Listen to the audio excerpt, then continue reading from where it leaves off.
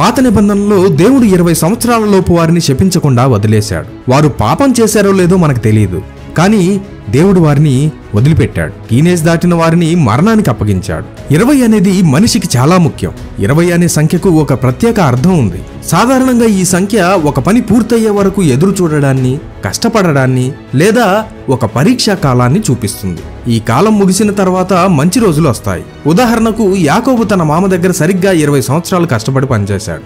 ఆ తర్వాత దేవుని దయ వల్ల గొప్ప ఆస్తితో అక్కడి నుండి బయటపడ్డాడు. అలాగే ఇశ్రాయేలు ప్రజలు యాబీను అనే రాజు చేతిలో 20 ఏళ్లు బాధలు పడ్డారు. ఆ తర్వాత దెబోరా నాయకత్వంలో వాళ్ళు గొప్ప విజయాన్ని సాధించారు. ఇంకో విషయం ఏంటంటే ఇశ్రాయేలీలలో సైన్యంలో చేరాలన్నా, యుద్ధానికి వెళ్లాలన్నా కనీసం 20 ఏళ్లు ఉండాలి. అంటే 20 సంవత్సరాలు వస్తే ఒక వ్యక్తి పూర్తిగా ఎదిగి బాధ్యతలు తీసుకునే వయసు వచ్చినట్టు లెక్క. బైబిల్లో 20 అనే సంఖ్య కష్టకాలం ముగియడాన్ని, విడుదల కోసం ఎదురు చూడడాన్ని లేదా ఒక వ్యక్తి పెద్దవాడై బాధ్యతలు స్వీకరించడాన్ని తెలియజేస్తుంది.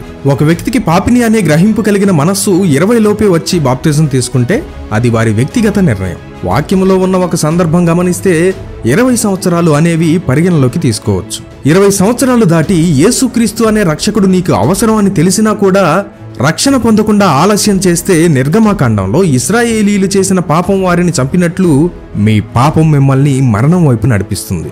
20 సంవత్సరాలు దాటాక బాప్తిస్మం పొందండి అని నేను నా స్వతహాగా నిర్ణయించడం లేదు. కానీ 20 దాటాక అనగా టీనేజ్ దాటిన తర్వాత మనిషికి జ్ఞానం, గ్రహింపు, ఆలోచన శక్తి, ఆ వయస్సు బాప్తిస్మం పొందడానికి అనుకూలమైనది. ఈ వయస్సు దాటాక ఆలస్యం చేయకూడదు అనేది నా పర్సనల్ సజెషన్. ఓకే, ఇప్పటి వరకు బాప్తిజం ఏ వయసులో తీసుకోవాలనే విషయం మీద మనం చర్చించాం.